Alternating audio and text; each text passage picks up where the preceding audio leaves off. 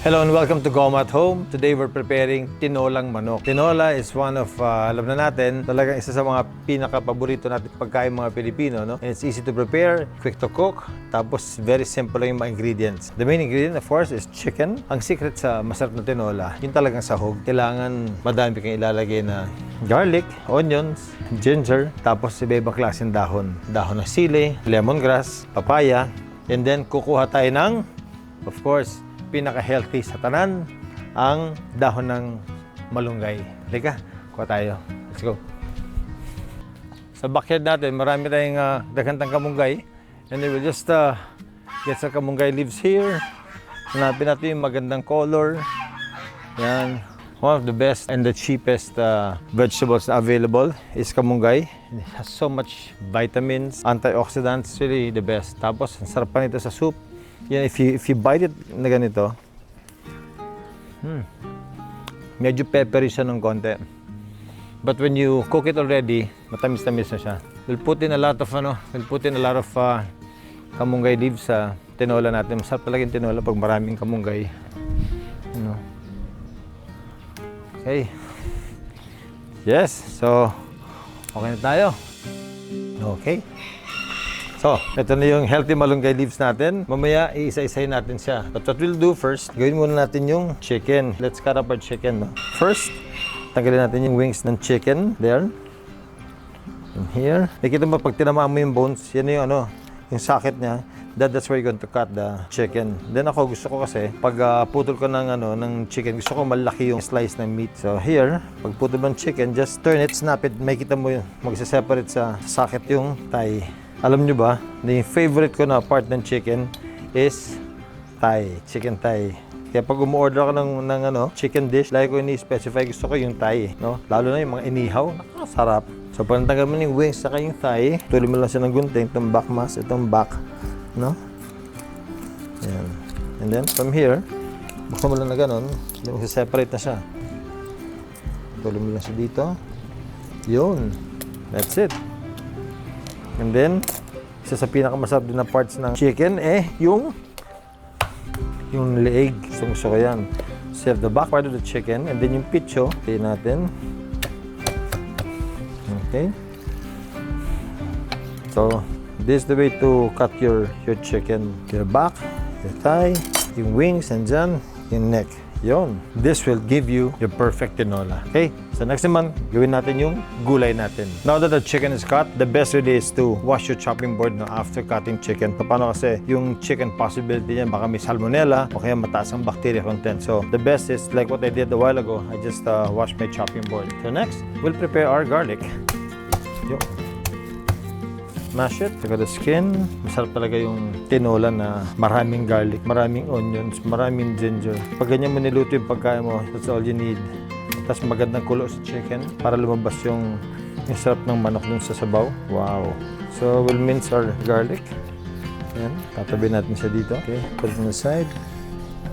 Then prepare our onions naman. Like this. Pahaba lang yung putol natin sa onions. And then ganyan natin siya igigisa. But I want to put 2 onions. Yan. There we go. Now our onions are done. We'll move on to sa luya natin. Imagine the taste of luya, onions, garlic, lemongrass, and then yung dahon ng sili. Grabing aromatics. Ang dami. Really good. So we're heating our pot. Bigyan natin siya ng oil. Okay. So, gigisa natin ito ngayon. Lagyan natin yung onions natin, garlic, and ginger. Tapos, ibabagsak na natin yung chicken natin. Then, hayaan natin mag-brown ng konti yung chicken. And then, while we're doing that, we'll peel our papaya. And then, isa-separate natin yung makamunggay natin. So, that's how you make things efficient sa cooking. So, kung medyo mainit na yung natin, yung pot natin, ako start putting my ginger. Okay, painit muna natin 1 minute. There, wow. Right away, you can smell yung bango ng ginger. Ooh, sarap. Kami. Then, we'll put in our onions. Yan. Pag nagluto ka ng tinola, lagyan mo talaga ng maraming onions, lagyan mo ng maraming garlic. That's the key to good broth. We let it cook, and then while we're doing that, I always want to keep my table clean, no? There you go. Okay. Habang binabrown natin siya, gagawin natin, isa-separate naman natin yung dahon natin ng sili.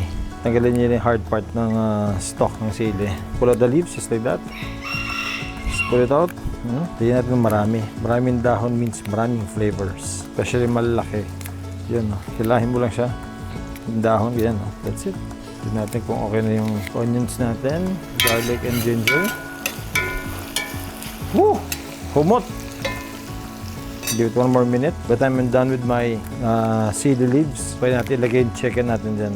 Okay, so okay na tayo dito. And then makikita nyo, yung sili, may mga naiiwan pa ng mga may mga sili yan dyan. So, this will add spice sa pagkain natin.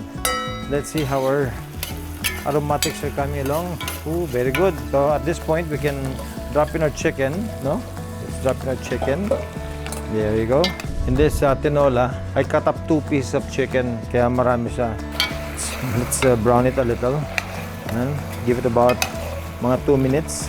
And then after this, we'll put in our water. Pero the best is to put hot water para hindi na mag-change yung temperature niya. Hot water na kagad yung ilalagay mo dun para yung pagkulo niya tuloy-tuloy na. And then at this point, ang gagawin naman natin, yung kamunggay. Ganun din siya. Hilahin mo lang yung mga dahon niya. Very fine naman siya. Yan, oh. So, malambot lang. Yan, oh. Ganun lang. Oh. Yes. So we have our sili, we have our kamunggay, we have our lemongrass na binandal ko. Durugin ko lang ng konti yung roots para lumabas yung flavor. At this point, ito pwede mo na isama doon. Put natin. Nice. Beautiful. Pwede ko na ilagay yung boiling water natin dito. Kanina nag-boil tayo ng tubig. There you go. So pag ganito ang ginawa mong method of cooking, mabilis na maluluto yung sabaw mo kasi mainit na yung tubig eh. As you put it on, mainit na yung tubig natin. And then hintayin mo lang kumulo yan. Pag kulo niya for about 15 minutes, lagyan natin yung ibang mga ingredients natin. And then add more 5 minutes. And then lagyan natin to. And then we're ready. So while we're waiting for this to boil, we'll peel our papaya. Yun. Alam niyo ba, according sa mga history books natin, sabi nila, ito raw tinola, ito raw yung paborito ni Dr. Resersal, kaya daw nabanggit natin sa Noli Me Tangere. Pero ang gusto raw niya, instead of using sayote or papaya, ang gusto niya, nilalagay niya sa tinolang manok niya is kalabasa. Pwede rin, no? Ganyan naman ang cooking. Kung ano yung available na ingredients in that particular time, gamitin mo lang. I think that's how God made things, no? Sabi niya, eat the fruits or the harvest of the season and it will make you healthy. Easy, oh. Ganun, no? Yung iba, yung hilaw na papaya, ginagawa lang itong atsara. Siguro one day, gawa tayong atsara, no? Atsarang papaya. Now we have this. Cut it here. Open it both sides. Yun. Patayo. And then, abli. Cut it some more. Yun. Tapos, tatanggalin natin yung tantangon na itong liso. Medyo gahi. Is a spoon. Patantang sa liso. Scrape it with your spoon. Mabilis. Alam niyo ba yung papaya, may ingredient to na nakakalambot ng meat. The papain that tenderizes meat. Okay. Then again, we'll clean the chopping board. Just wash my hands again. Yung papaya, medyo may madaktayan pag hilaw, di ba? So let's thoroughly clean. Take out the skin. Baka may naiwan pa mga skin sa likod. Yun. Before I cut this, let me check on my soup. Kung maganda na yung kulo niya, tignan natin. Give it mga 2 more minutes. Kukulo na yan. We'll cut our papaya. There you go. Okay. Sarap na lunch natin. Tinolang manok. Wow. Okay, so I have everything in place. There. Hintayin lang natin na kumulo yung natin, kumulo yung sabaw natin. Pagkulo nito, tuloy-tuloy na yan. Tingnan natin pag kumukulo na. Okay, kumukulo na siya. So at this point, lagyan natin siya ng whole pepper. Just a little lang, just to give it a good taste. Tapos, salt. Yan. Good amount of salt. Haluin natin.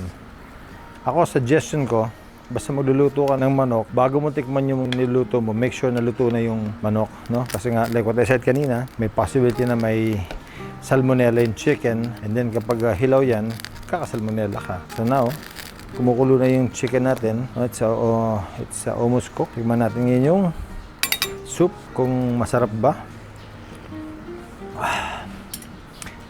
hindi siya masarap. Masarap na masarap. Oh. We'll put in our papaya. Yun, no? We'll continue boiling this. At this point, pwede ko nang tanggalin yung lemongrass natin. Na-serve niya yung purpose niya. Good. So with the lemongrass, tapos yung ginger natin. Sarap. Before I close it. Ooh! Up. A little more salt. A little salt. Good. Pag lumambot na yung papaya natin, kapayas sa Bisaya, we'll put in our dahon ng sili and dahon ng malunggay. And then, another few minutes, ready to serve. Okay. So, after about 5 minutes, makita mo yung papaya natin, medyo malambot na. So, now's the time to put in our dahon ng sili. Remember yung mga dahon ng sili, no? Yung minsan may makasama na mga, no? May mga sili na siyang kasama sa bunga niya. Be careful, no? If you want it a little spicy, then go ahead and put it. Pero pag ayaw mo ng spicy, tanggalin niyo. In this case, I want it a little spicy. In fact, nag-reserve pa ako ng chili dito. In case gusto ko pa siya mas spicy. But we'll find out later. After, once it's almost cooked, i-decide tayo kung gusto ba natin mas spicy pa siya. Wow, look at this. Sakto. Ang dami. And then just sink it in sa water, sa boiling water. There. You can really smell the goodness of the cili leaves. Ito na siya sa sagol. Mix it in slowly. And see how beautiful the colors are. No? Beautiful. Look at that. See how beautiful your tinola is. From this point on, I'll give it about, instead of just giving it 5 minutes, I'll give it 10 minutes para mas maganda pa yung kulo.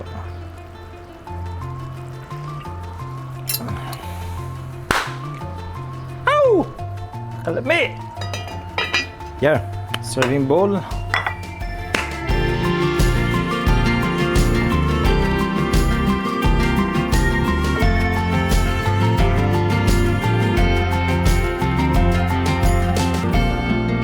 One last check. Nice. So chicken is cooked. Serve na natin siya. Pero chicken thigh. And then kuha tayo ng papaya. Put in our soup.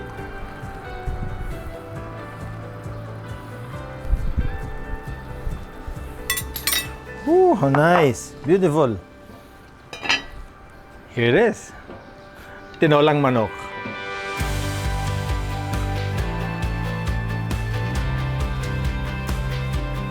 Let's try this.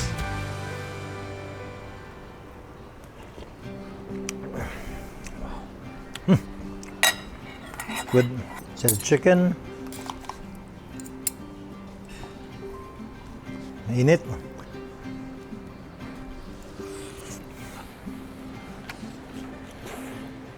Oh, it's good. But it's so good. Ah, really good. Yung papaya. Wow. Perfectly cooked tinola.